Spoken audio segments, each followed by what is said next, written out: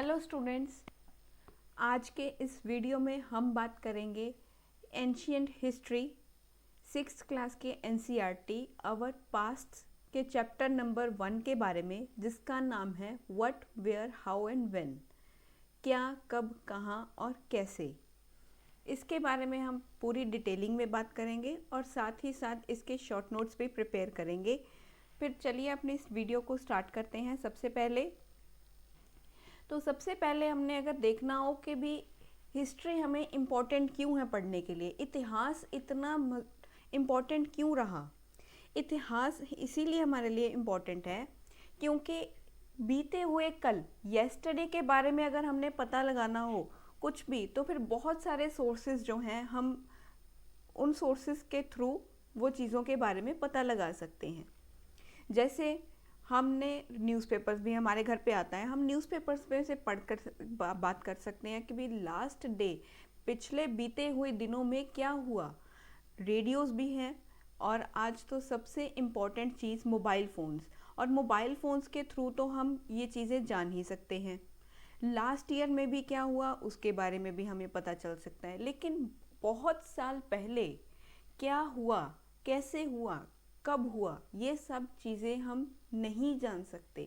इन सब चीज़ों को जानने के लिए हमें इतिहास को पढ़ना पड़ेगा, उसके बारे में जानना पड़ेगा, तभी हम कह सकते हैं कि भी हमारे अतीत में क्या हुआ था। अभी अतीत के बारे में कैसे कैसे पता लगा सकते हैं, भी हमने उस टाइम के जो लोग थे वो क्या क्या खाते थे, क्या पहनते थे, किस तरह के कपड़े होते थे उनके, किस तरह की आर्टिस्टिक्स थी उनकी, लाइफस्टाइल्स कैसा था उनका, प्रीस्ट कैसे थे, और वहाँ पर जो बच्चे थे वो किन किन चीज़ों से वो खेलते थे। जैसे आज के टाइम में तो हम वीडियो गेम्स वगैरह भी देख सकते हैं, प्ले स्टेशंस भी अवेलेबल हैं। तब के टाइम में ऐसा कुछ नहीं हुआ करता था, तो फिर वो तब के टाइम में अपना एंटरटेनमेंट का सोर्स कैसे बनाते थे, किसे बनाते थे, तो उन सब चीज़ों के बारे में ही आज के इस वीडियो में हम डिस्कस करने वाले हैं। तो सबसे पहले हम बात करते हैं कि भाई पुराने समय में, अतीत में लोग कहाँ रहते थे, किस तरह रहते थे। तो सबसे पहले इसमें आती है नर्मदा रिवर। इससे पहले कि हम अपने शॉर्ट नोट्स प्रिपेयर करें, एक बार इस मैप की तरफ हम लोग ध्यान दे देते हैं कि यहाँ पर मैप में आप देख सकते हैं जो नर्मदा एरिया है, वो नर्मदा एरिया यहाँ पर पाया जाता है। ये जो एरिया है ये नर्मदा एरिया है। बहुत से लोग जो थे वो नदियों के किनारे, रिवर्स के बैंक के पास रहना स्टार्ट किया। उन्होंने वहाँ पे अपना लाइवलीहुड स्टार्ट किया, वहाँ पे अपने समय को बिताया, वहाँ पे उन्होंने रहे, वहाँ पे घर बनाए, सब कुछ किया। तो फिर वहाँ पे जो लोग रह रहे थे वो, उनको हम लोग स्किल्ड गैदरर्स कहते हैं। जो यहाँ पे लोग रहते हैं, यहाँ पे सबसे पहले तो मैं बता दूँ आपको, यहाँ पे रहते हैं कुछ लोग, पीपल्स। अभी ये यहाँ पर रह रहे हैं नर्मदा के पास, और यहाँ पे जो रहने वाले लोग हैं उन्हें हम कहेंगे स्किल्ड गैदरर्स। तो हमारे शॉर्ट नोट्स कैसे बनेंगे, यहाँ पे सबसे पहले तो आपने देखा होगा भी मैप में जो ऊपर वाला पार्ट होता है, ये वाला पार्ट होता है, ये हमारा नॉर्थर्न पार्ट होता है और ये सदर्न पार्ट होता है। यहाँ पे आता है हमारा ईस्ट और यहाँ पे आता है हमारा वेस्ट, और जो इन दोनों के बीच में जो जगह होती है उन्हें हम कहते हैं नॉर्थ वेस्ट या वेस्ट नॉर्थ भी कह सकते हैं। जो यहाँ पर जगह होती है उसे हम नॉर्थ ईस्ट या ईस्ट नॉर्थ भी कह सकते हैं, और जो यहाँ पे जगह होती है उसे हम साउथ ईस्ट या ईस्ट साउथ भी कह सकते हैं। और बची यहाँ वाली जगह, इस पोर्शन को हम साउथ वेस्ट या वेस्ट साउथ के नाम से भी कह सकते हैं। तो इतनी सी जो डायरेक्शंस हैं ये हमें समझ में आ चुकी हैं भी, ये जो होती हैं ये हमारी डायरेक्शंस होती हैं।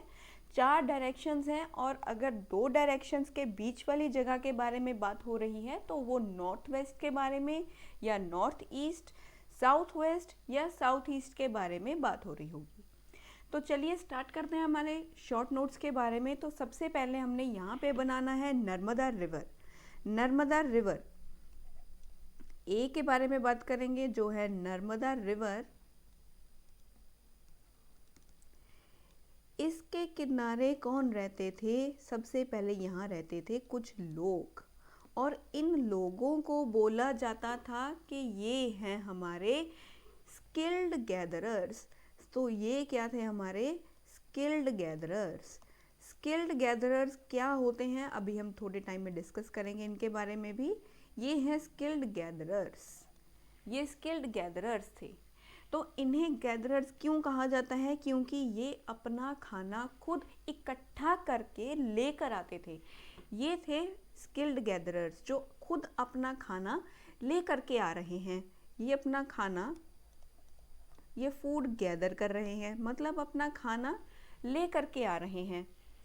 और यहाँ पे अगर ये सिर्फ ले करके ही नहीं आ रहे हैं तो यहाँ पे दूसरी चीज़ क्या होगी हमारे पास? दूसरी चीज़ होगी कि ये थे हंटर्स। अगर ये खाना इकट्ठा करके जंगल में जा करके खाना इकट्ठा करके लेके आ रहे हैं तो फिर ऐसा तो नहीं था भी ओनली ये फ्रूट्स वगैरह के ऊपर ही सरवाइव कर रहे थे।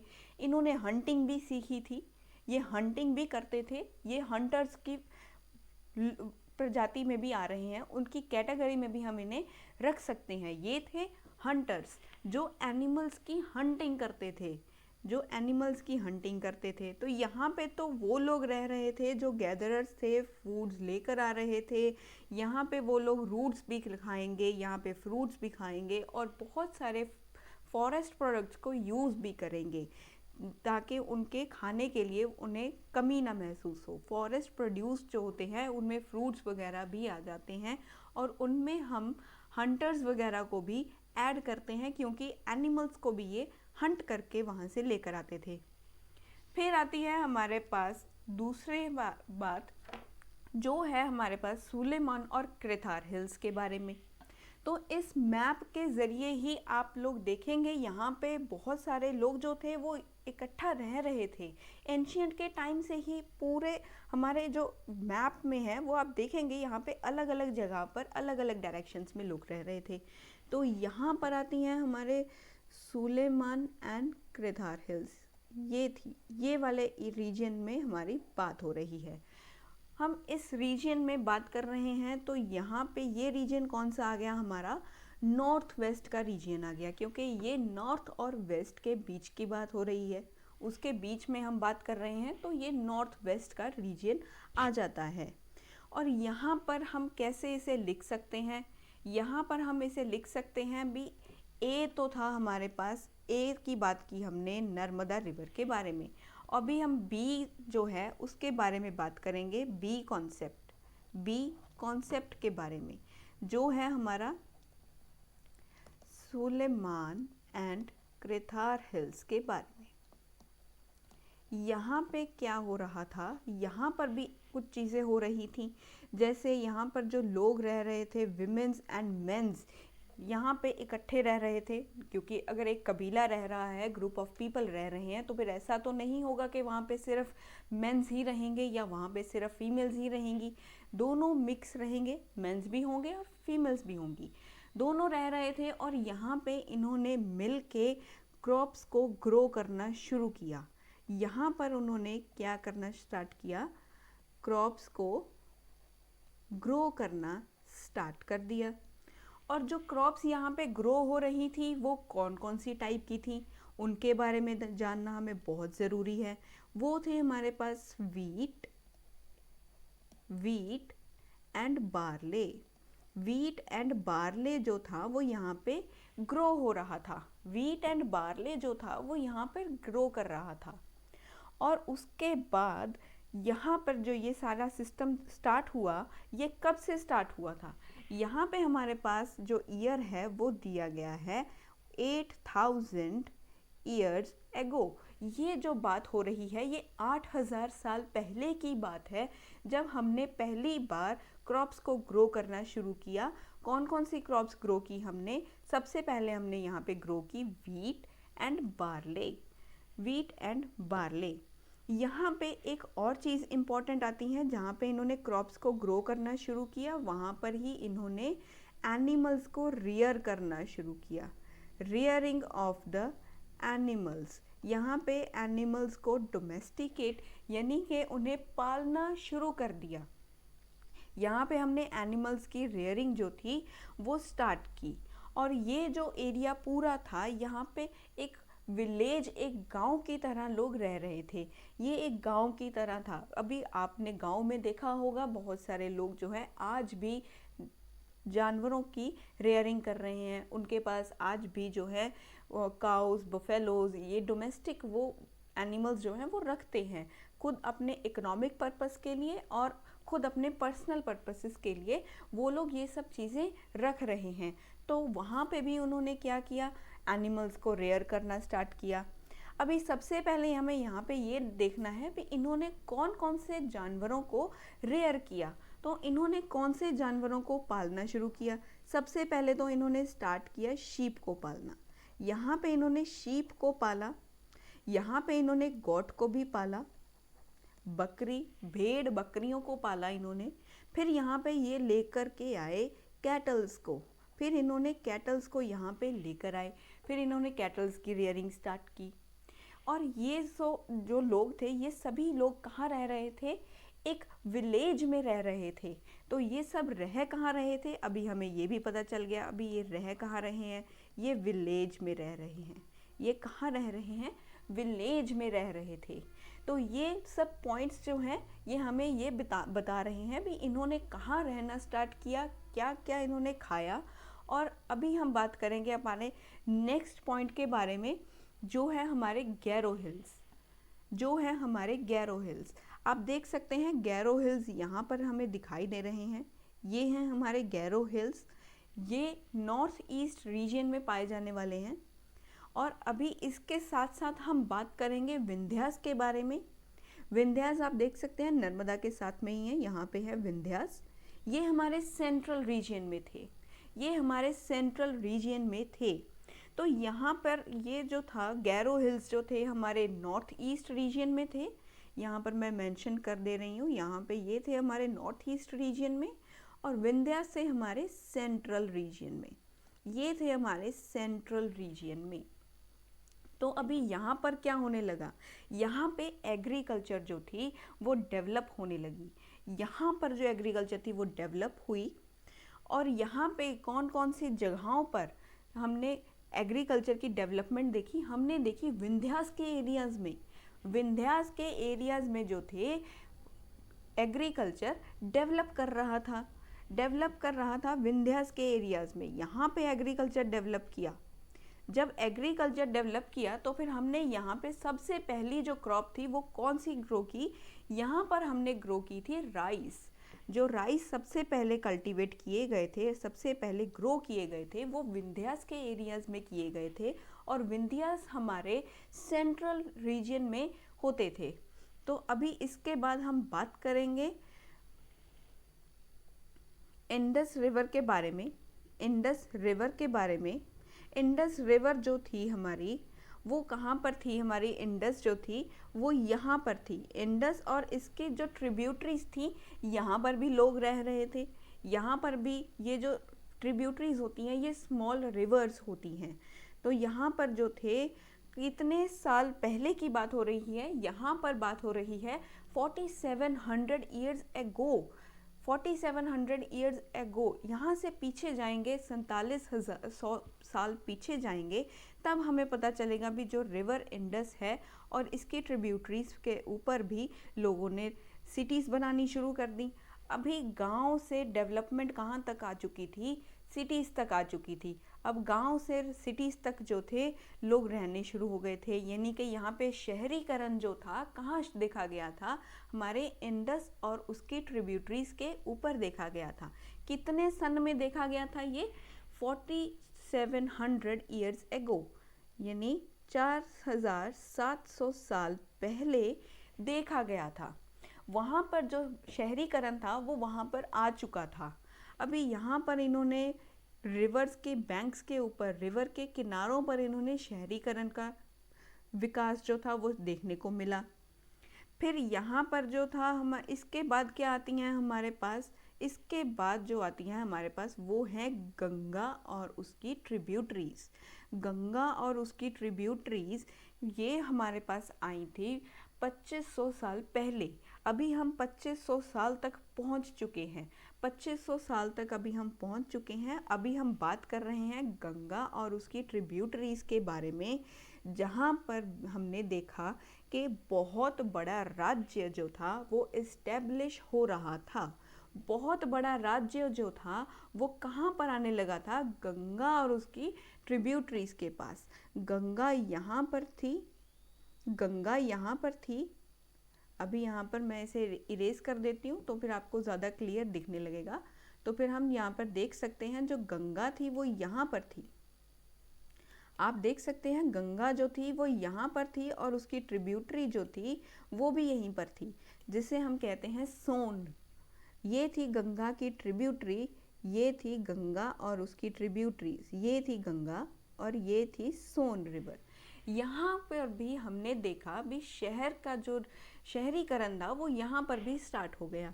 बल्कि यहाँ पर हमें एक बहुत बड़ा राज्य देखने को मिला जिसका नाम था मगधा। मगधा जो था वो बहुत बड़ा राज्य था। वो यहाँ पर फ्लोरिश होना स्टार्ट हो जाता है, यहाँ पर बनना वो स्टार्ट हो जाता है। आज के टाइम में अगर देखा जाए तो मगधा रीजन हमारे प्रेजेंट मैप में बिहार की जगह, जो बिहार स्टेट है वहाँ पर दे पाया जाता था। ठीक है, आज के टाइम में वहाँ पे बिहार सिचुएटेड है, पहले वहाँ पे मगधा हुआ करता था। 2500 साल पहले की बात कर रहे हैं, तब वहाँ पर मगधा रीजन था। इसके बाद हम बात करेंगे कि वहाँ पे मगधा रीजन आया। यहाँ पर ये जो थे हमने लोगों के रहने की जगहों को देखा। इस मैप में हमने देखा भी लोग कहाँ कहाँ रह रहे थे। नॉर्थ वेस्ट रीजन्स में रह रहे थे, नॉर्थ ईस्ट रीजन्स में रह रहे थे। गंगा और उसकी ट्रिब्यूटरीज के पास तो बहुत बड़ा राज्य जो था वो फॉर्म में आ रहा था, जिसका नाम है मगधा। मगधा जो था वो गंगा के पास था। फिर यहाँ पर विंध्यास के एरिया में भी हमने देखा भी लोगों ने एग्रीकल्चर की डेवलपमेंट स्टार्ट की, और यहाँ पर नर्मदा के किनारे पर भी लोगों ने अपना घर वगैरह यहाँ पे रहने के लिए आने लगे, यहाँ पर रहे। उन्हें क्या क्या क्या कहा गया था हमारे यहाँ पे? उन्हें कहा गया था स्किल्ड गैदरर्स कहा गया था। तो उसके बाद हम बात करेंगे, लोगों ने इधर से उधर चलना स्टार्ट किया। फिर उन्हें पता लगा कि भी हम एक जगह पर नहीं रह सकते। उनको भी समझ में आना लगा कि भी हम एक जगह से दूसरी जगह हम ट्रेवल कर सकते हैं। यानी यहाँ पे जो पीपल थे, जो लोग थे, उन्होंने क्या किया, यहाँ पे ट्रैवलिंग शुरू की। They started travelling. तो यहाँ पे ये ट्रैवल करना स्टार्ट कर देते हैं। तो यहाँ पे इन्होंने ट्रैवल करना स्टार्ट किया। कहाँ से कहाँ तक गए? ये इन्होंने ट्रैवल किया एक पार्ट ऑफ सब कॉन्टिनेंट से, एक जगह से दूसरी जगह। जो कॉन्टिनेंट से छोटी चीज़ होती है, कॉन्टिनेंट देखो बहुत बड़ा होता है, बहुत ज़्यादा बड़ा होता है। कॉन्टिनेंट से जो छोटा होता है उसे हम सब कॉन्टिनेंट कहते हैं। तो सब कॉन्टिनेंट एक part, one part of a सब कॉन्टिनेंट, अ सब कॉन्टिनेंट। कहाँ तक गए ये लोग? To other part of, other part of subcontinent. दूसरे सब कॉन्टिनेंट की तरफ इन्होंने जाना स्टार्ट कर दिया। दूसरे सब कॉन्टिनेंट की तरफ इन्होंने ट्रैवल करना शुरू कर दिया। अब इन्होंने जब ट्रैवल किया, यहाँ से यहाँ तक गए, तो फिर इन्हें बहुत सारी चीज़ों को पार करके जाना पड़ेगा। तो इन्होंने जैसे जैसे चीज़ों को पार किया, वो कौन कौन सी चीज़ें थी इन्होंने पार किया? देखो, हर चीज़ को करने का एक ना एक का तरीका होता है। अगर यहाँ से वहाँ तक जा रहे थे, एक पार्ट से दूसरे पार्ट तक जा भी रहे थे, तो इन्होंने, हम कहते हैं ना भी अगर दूसरे फॉरेन कंट्री में जाना है तो फिर हमें 7 समुंदर पार करके जाना पड़ेगा। देखो, किसी भी चीज़ को पार करने के लिए मुश्किलें तो बहुत आती हैं। इन्हें यहाँ से यहाँ ट्रैवल करने के लिए बहुत मुश्किलों का सामना करना पड़ा होगा, लेकिन कोई भी चीज़ इम्पॉसिबल नहीं होती है। तो हर चीज़ पॉसिबल होती है। तो इन्होंने कौन कौन सी चीज़ों को देखा कौन कौन सी मुसीबतों को देखा, तो ये वहाँ से पार करके वहाँ तक गए।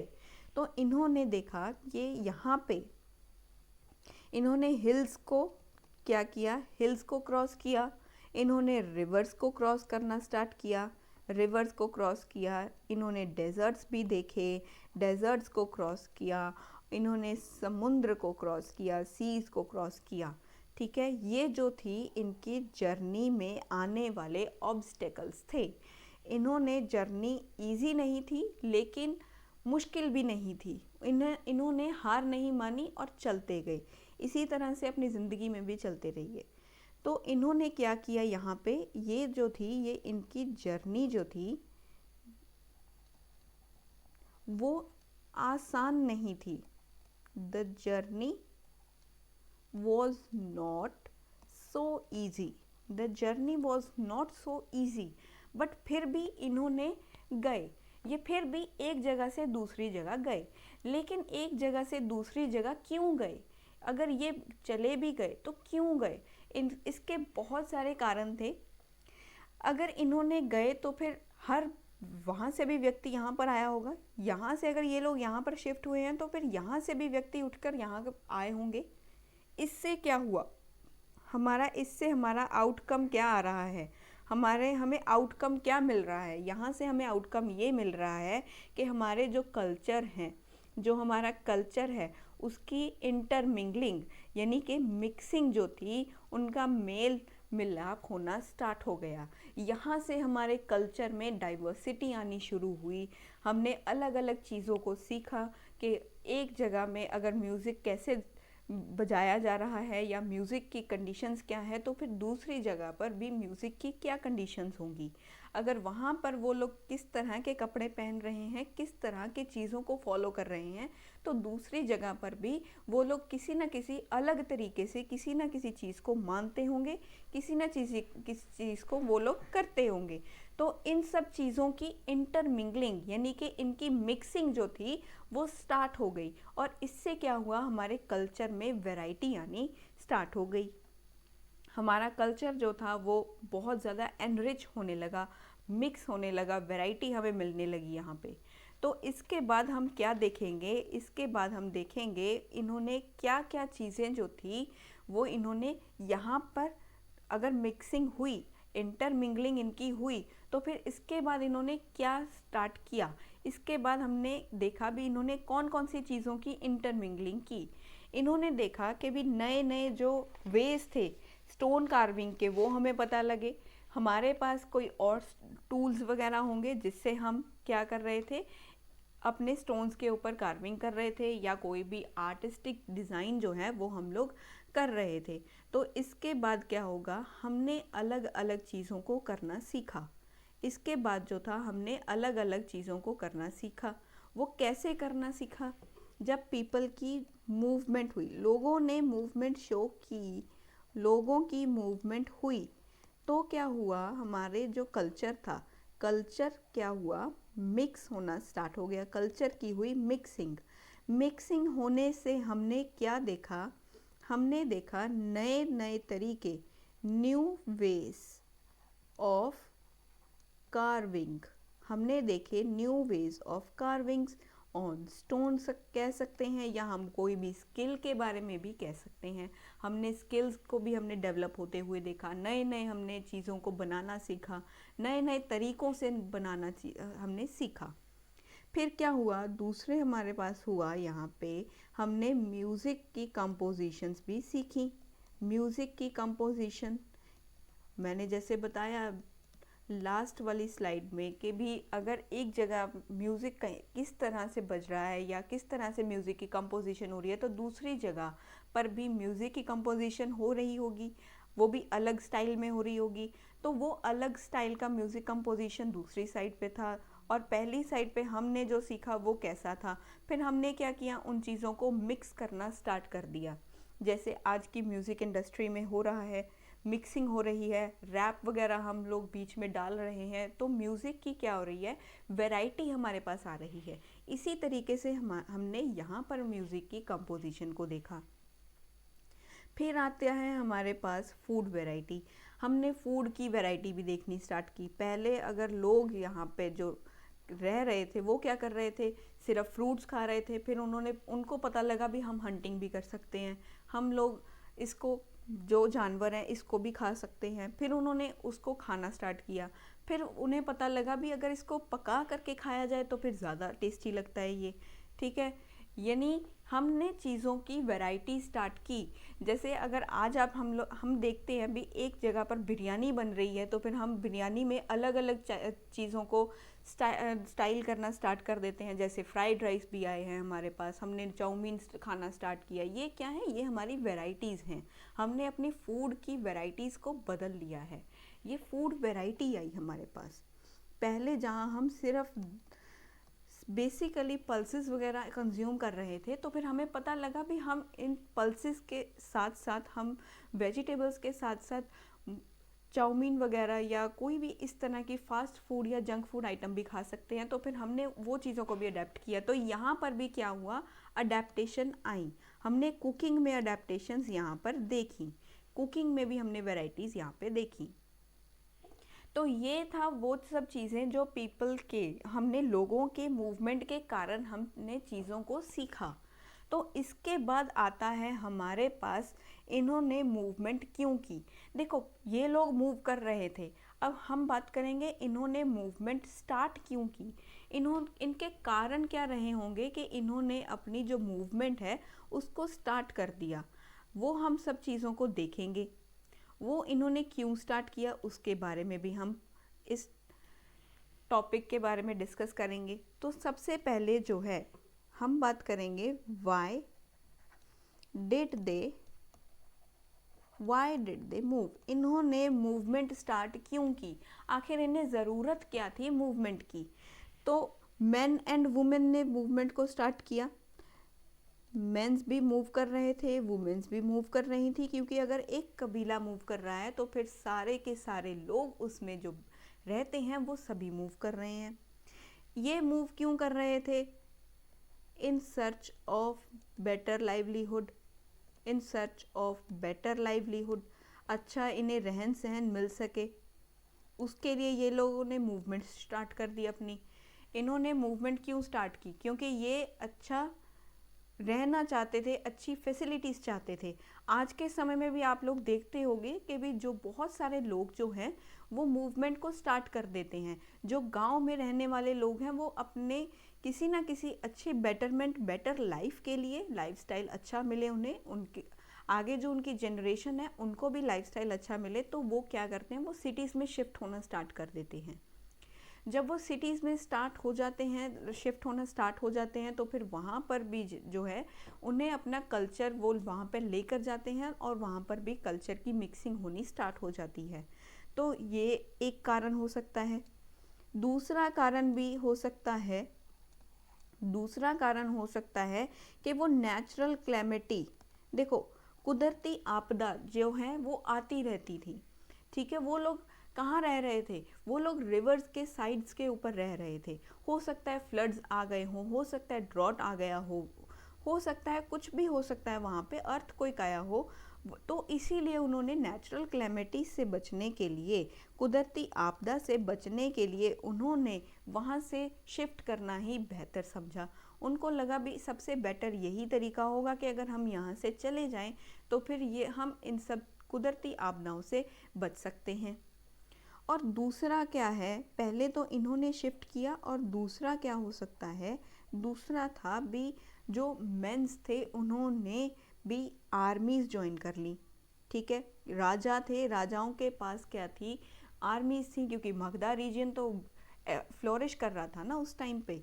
तो जो लोग थे वो मेंस जो थे वहाँ पे, वो लोग आर्मीज़ में ज्वाइन हो गए। मेन मार्चिंग इन आर्मीज, हम इसे ऐसे लिख सकते हैं। और इन्होंने क्यों आर्मीज में ज्वाइन हुए, इन्होंने आर्मीज में ज्वाइन होने का कारण ये समझा कि यहाँ पे हम लैंड जो है, लैंड को कनकर कर सकते हैं, लैंड को जो है हम लोग ज़मीन के ऊपर कब्जा जमा सकते हैं। लैंड को कंकर करने के लिए, उसके ऊपर कब्जा जमाने के लिए इन्होंने आर्मीज में ज्वाइन हो गए। ठीक है, ये एक कारण हो सकता है। और तीसरा कारण हो सकता है हमारे पास ये मर्चेंट्स जो थे, मर्चेंट्स भी मूव करते थे। व्यापारी जो व्यापार कर रहे थे वो भी मूव कर रहे थे। वो मूव कर रहे थे, अपने कैरावान्स में मूव कर रहे थे। वो कैरावान्स में क्या लेकर के जा रहे थे? वो अपने बहुत बेशुमार कीमती चीज़ों को वहाँ से ले करके जा रहे थे ताकि किसी और जगह जा कर के उन्हें बेच सकें और उन्हें अच्छी इनकम मिल सके। उन्हें पैसे चाहिए थे, तो इसीलिए उन्होंने मर्चेंट्स ने मूवमेंट शुरू की। उनमें से कुछ मर्चेंट्स होंगे जिन्होंने मूवमेंट स्टार्ट की। कहाँ से मूवमेंट स्टार्ट की? उन्होंने कैरावान्स में से स्टार्ट की। वहाँ पे कैरावान्स में वो क्या कैरी कर रहे थे? वैल्यूएबल गुड्स को वो कैरी कर रहे थे। वैल्यूएबल गुड्स को उन्होंने कैरी करना स्टार्ट किया। और एक कारण हो सकता है जो वहाँ पर रिलीजियस टीचर्स थे। ठीक है, टीचर्स भी होंगे, रिलीजियस टीचर्स जो रिलीजियस टीचिंग्स हमें देते हैं, ये टीचर्स भी थे। इन्होंने भी एक जगह से दूसरी जगह अपना जो था वो स्टार्ट कर दिया ताकि हर किसी को नॉलेज मिल सके। तो इसीलिए वो भी गांव से गांव, शहर से शहर, टाउन से टाउन वो उन्होंने भी चलना स्टार्ट कर दिया। और ये जो कारण थे इनके मूवमेंट के कारण थे। ये जो कारण थे, ये मूवमेंट के इनके 4 कारण हमने डिस्कस किए। अभी हम इसमें डिस्कस करेंगे कि जो हमारी लैंड्स का जो नाम था वो वहाँ पर कैसे आया। और इसमें सबसे इम्पॉर्टेंट ये बात थी कि इन्होंने एक सब कॉन्टिनेंट से दूसरे सब कॉन्टिनेंट में जा रहे थे, तो वहाँ पर सीमाएं थी। आप जैसे ये मैप में चेक कर सकते हैं, हमारे पास जो ये मैप है इसमें आप चेक कर सकते हैं कि ये जो थी ये हमारी बाउंड्रीज थी, ये सीमाएं होती हैं जिन्हें हम फ्रंटियर्स कहते हैं। इन्हें पार कर कर के वो एक कॉन्टिनेंट से दूसरे कॉन्टिनेंट में जा रहे थे, जो कि बहुत ज़्यादा ही क्या था, रिस्की फैक्टर था। क्योंकि यहाँ पर जो थे हमारे हिल्स आ जाते थे, यहाँ पर समुद्र था, बहुत सारी चीज़ें ऐसी थी। तो इन्होंने ये सब चीज़ों को पार करके वहाँ जाने लगे। क्योंकि जर्नी बहुत ज़्यादा टफ थी, तो इन्होंने हार नहीं मानी और इम्पॉसिबल को पॉसिबल भी करके दिखाया। ये सब चीज़ों को ये पार करके वहाँ जाने लगे। फिर हम बात करते हैं हमारे लैंड के बारे में कि हमारी जो लैंड है उसका नाम कैसे आया। ये जो लैंड थी हमारी, इसका नाम कैसे आया, अभी हम इसके बारे में डिस्कस करते हैं। तो इसके बारे में अगर हम बात करें तो अब हम बात करेंगे हमारी लैंड के बारे में। इसमें जो थे हमारे 2 कॉन्सेप्ट हमारे सामने आते हैं। आवर लैंड, हमारी लैंड, हमारी धरती का नाम कैसे पड़ा। इसमें 2 कॉन्सेप्ट जो हैं हमारे पास सामने आते हैं। एक तो था हमारा जो नाम दिया गया, हमारी कंट्री को जो नाम दिया गया, एक तो था इंडिया, एक तो था इंडिया और दूसरा है भारत। और दूसरा क्या है? भारत। ये जो 2 नाम थे ये हमारी कंट्री को दिए गए थे। अभी इंडिया कैसे दिया गया और भारत कैसे दिया गया, ये सब चीज़ों के बारे में थोड़ा हमारे पास मिसकॉन्सेप्शंस रहते हैं और हम लोग यहाँ पे बहुत ज़्यादा कंफ्यूज हो जाते हैं। तो सबसे पहले तो मैं एक बात बता दूँ आपको, जो इंडिया वर्ड है ये इंडस से आया है। इंडिया वर्ड जो है, इंडिया वर्ड आया कहाँ से है? ये इंडस से आया है। हमेशा याद रखिएगा, ये इंडस से आया है।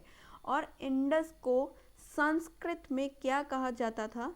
इंडस को जो संस्कृत है, संस्कृत भाषा में इंडस को सिंधु कहा जाता था। सिंधु कहा जाता था हमारी इंडस को, संस्कृत भाषा में ये इसे सिंधु कहा जाता था। तो उसके बाद इरानियंस और ग्रीक्स हमारे कंट्री में आते हैं। नॉर्थ वेस्ट रीजन से, नॉर्थ वेस्ट साइड से हमारी कंट्री में आते हैं। और ये बहुत ही ज़्यादा इन्हें पता था भी इंडस क्या है, तो इन्हें इसके नाम से ये लोग फेमिलियर थे, इन्हें मालूम था इंडस के बारे में। तो इंडस के बारे में जब इन्हें मालूम था तो ईरानियंस तो जो ईरानियंस आए, कहाँ से आए? इंडिया में आए। कहाँ से? नॉर्थ वेस्ट से आए। कौन आए? ईरानियंस एंड ग्रीक्स जो थे वो आए। ठीक है, ये आए नॉर्थ वेस्ट के रीजन से 2500 साल पहले। ठीक है, तो यहाँ पर जब ये लोग आए, इन्होंने इंडस से ये लोग फेमिलियर थे, तो इन्होंने हमारे दो नाम रख दिए इन्होंने इंडिया के। एक तो रखा इन्होंने इंडोस, एक रखा इन्होंने इंडोस। किन्होंने रखा? ईरानियंस ने रखा। क्या नाम रखा? सबसे पहला नाम रखा इन्होंने इंडोस, और दूसरा क्या था? दूसरा नाम था हिंदोस। इन्होंने दूसरा नाम क्या रखा? हिंदोस। और ये क्या थे? हमारे ईरानियंस के द्वारा दिए गए नाम थे, तो इन्हीं नामों से हमारा नाम जो है इंडिया बना। और इंडिया कहाँ से बना? इन्हीं नाम की वजह से हमारा नाम जो है, हमारी कंट्री का नाम इंडिया बन के बाहर आया। यानी इंडोस और हिंदोस को ध्यान में रखते हुए हमने अपनी कंट्री को नाम दे दिया इंडिया। इंडिया का नाम ही है जो इंडस का नाम, इसका नाम इसीलिए इंडिया पड़ा क्योंकि ये वो धरती है जो ईस्ट में रहती है, जो ईस्ट में पाई जाती है, उसे इंडिया कहते हैं। तो इसका नाम इंडिया तभी से पड़ा क्योंकि हमारी जो कंट्री है वो ईस्ट डायरेक्शन में थी। तो इसीलिए ये जो थी, ये land to the east of the river, इसे इंडिया कहा गया। इसी वजह से ये इंडिया कहा गया। अभी आता है हमारे पास दूसरा कॉन्सेप्ट जो है भारत का। अभी भारत में कुछ ग्रुप ऑफ पीपल आते हैं, हमारे पास यहाँ पे कुछ ग्रुप ऑफ पीपल आते हैं, कुछ लोगों का झुंड है वो आता है हमारे पास। अभी इन्होंने क्या किया? अभी इन्होंने यहाँ पे नॉर्थ वेस्ट में रहना शुरू कर दिया। इन्होंने कहाँ पे रहना शुरू किया? नॉर्थ वेस्ट रीजन में इन्होंने रहना शुरू कर दिया। और ये वही लोग हैं जिनके बारे में ऋग्वेद में जिक्र हो रहा है। अभी ये कौन है जिनके बारे में ऋग्वेद में लिखा गया है, जिनके बारे में ऋग्वेद में मेंशन किया गया है? ये वही लोग हैं। तो इन्होंने संस्कृत में ये ऋग्वेद के बारे में जिक्र किया और इसका नाम इन्होंने ही भारत रख दिया। और ये जो पीपल नॉर्थ वेस्ट रीजन में रह रहे थे, जिनके बारे में ऋग्वेद में पाया गया है, ये सब लोगों ने ही हमारी कंट्री का नाम भारत रख दिया था। अभी पता चला ये भारत और इंडिया के कॉन्सेप्ट्स के बारे में। इसके बाद हम बात करेंगे हमारे पास थे हमारे सोर्सेस के बारे में। हमारे पास्ट के बारे में हमें पता कहाँ से चलता है? वो कौन कौन से सोर्सेस हैं जिनके बारे में हम पता चला सकते हैं? हमारे पास हैं तीन तरीके। तीन तरीकों से है तो बहुत सारे, लेकिन यहाँ पे मैं आपको उन तीन तरीकों के बारे में बताऊंगी जिनसे हम अपने पास्ट के बारे में बात कर सकते हैं। तो सबसे पहले तो हमें कुछ ना कुछ तो रिटर्न में चाहिए होगा, कोई ना कोई सोर्सेज से ही पता चल सकता है। कोई ना कोई सोर्सेज इस तरह के होंगे जिससे हमें पता चलेगा कि हमारी जो धरती है वो कैसी है। तो इसमें सबसे पहले जो आता है हमारे पास वो है मैन्युस्क्रिप्ट्स। सबसे पहले जो आता है वो है हमारे पास मैन्युस्क्रिप्ट्स। इसमें क्या है? मैन्युस्क्रिप्ट्स का मतलब होता है, मैनु होता है लैटिन वर्ड।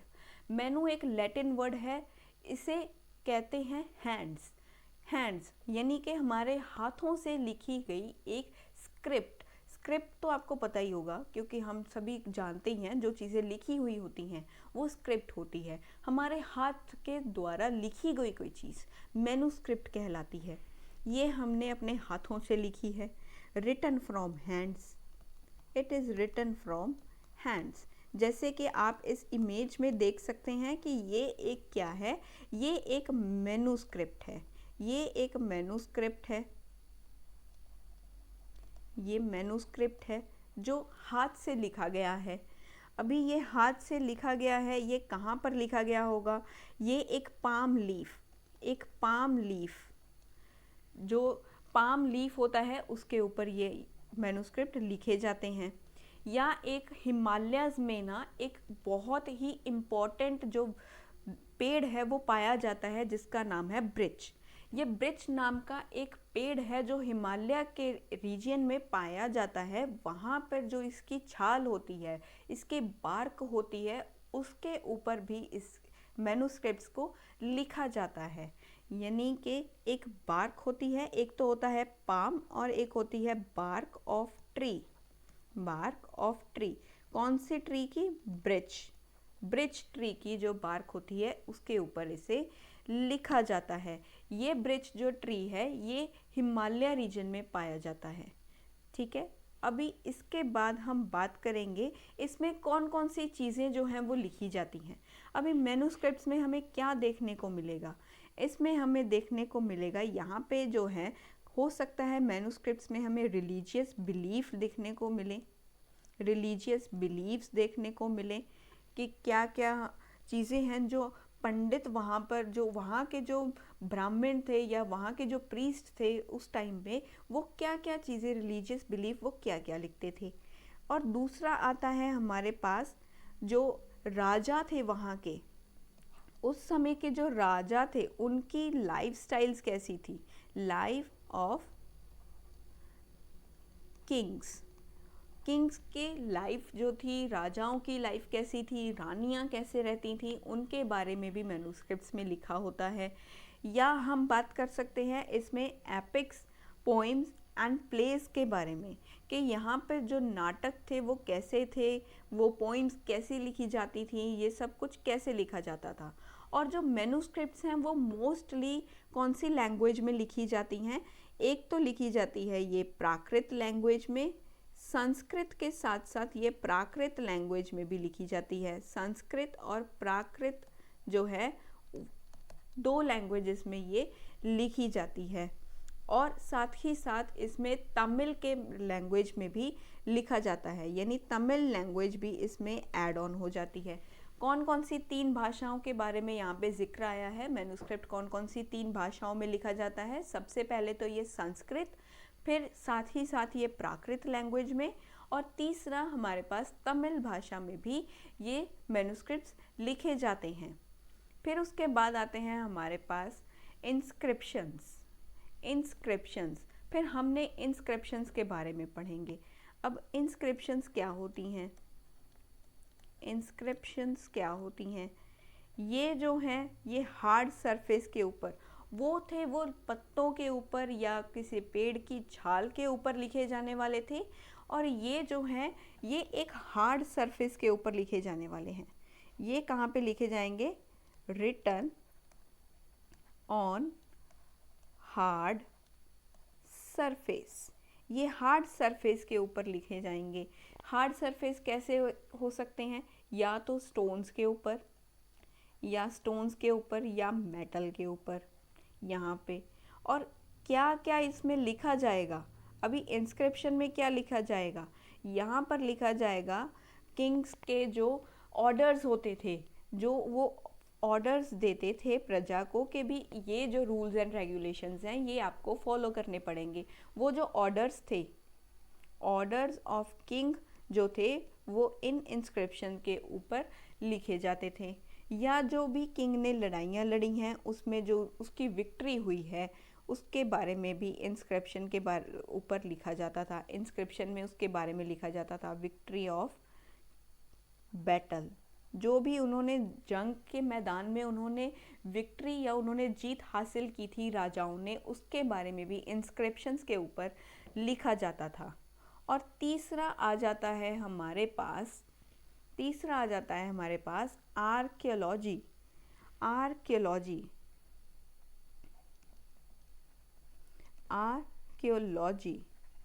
यानी आर्कियोलॉजी क्या होती है?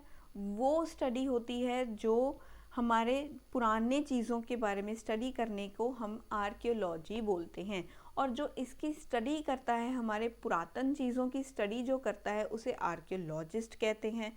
वो क्या देखता है, इसमें हमारे पुराने समय में जो बिल्डिंग्स थी उनको देखेगा। यहाँ पे वो सबसे पहले किसको देखेगा, हमारी जो बिल्डिंग्स थी पुरानी, जो पुरानी बिल्डिंग्स थी उनको, बिल्डिंग्स को, ठीक है, जो किसकी बनी हुई होती थी, जो स्टोन की बनी होती थी या ब्रिक्स की बनी होती थी, वो इन सब चीज़ों को देखेगा। और दूसरा वो क्या देखेगा, दूसरा वो एक्सकावेट करेगा, मतलब कि वो हड्डियों से बनी चीज़ों के बारे में भी देखेगा। तब के टाइम में तो हड्डियों से भी कई कई कई ऑर्नामेंट्स बनाए जाते थे। बहुत सारी चीज़ों का जो है वो निर्माण किस चीज़ से किया जाता था, वो हड्डियों से भी किया जाता था। यानी वो एक्सप्लोर करेगा चीज़ों को, वो बहुत ही ज़्यादा क्या करेगा, एक्सप्लोर करेगा, उनके बारे में छानबीन करेगा, उनके बारे में ज़मीन में खुदवाई करवाएगा और वहाँ से वो चीज़ों को निकाल करके बाहर लेकर आएगा और तब उन चीज़ों के बारे में वो स्टडी करेगा। एक्सकावेट कहते हैं कोई भी चीज़ जो ज़मीन में जा चुकी हो और वहाँ से उसको बाहर निकालना हो, खुदाई के थ्रू उसको बाहर निकालना हो, उसे एक्सकावेट करना कहते हैं। और यहाँ पे जो एक्सकावेट हुई चीज़ें हैं वो हो सकती हैं हमारे पास वहाँ उस समय के जो टूल्स थे, उस समय के जो वेपन्स थे, उस समय के जो पॉट्स थे, जैसे आप इस पिक्चर में देख सकते हैं, ये जो है ये पॉट्स थे। और क्या थे हमारे पास, पैन्स या ऑर्नामेंट्स जो थे, या कॉइन्स जो थे, या कॉइन्स सिक्के कैसे थे, उसके बारे में भी हम इन सब चीज़ों को देखकर पता लगा सकते हैं कि वहाँ के समय में जो चीज़ें बनती थी वो किन किन चीज़ों से बनती थी, वो किन किन चीज़ों से बनती थी, मेड ऑफ स्टोन से बनती थी, या वो बोन्स से बन रही थी, या वो जो बेक्ड क्ले थी उससे बन रही थी, बेक्ड क्ले उससे बन रही थी, या मेटल से बन रही थी। इन सब चीज़ों के बारे में हमें कौन बताता है, एक आर्कियोलॉजिस्ट जो है वो बताता है, यानी आर्कियोलॉजी बताती है। तो ये थी हमारे आवर पास्ट के बारे में कुछ चीज़ें जिससे हमने अपने पास्ट के बारे में समझा। अभी नेक्स्ट वीडियो में हम मिलेंगे हमारे नेक्स्ट टॉपिक के साथ। तब तक के लिए गुड लक एंड जय हिंद।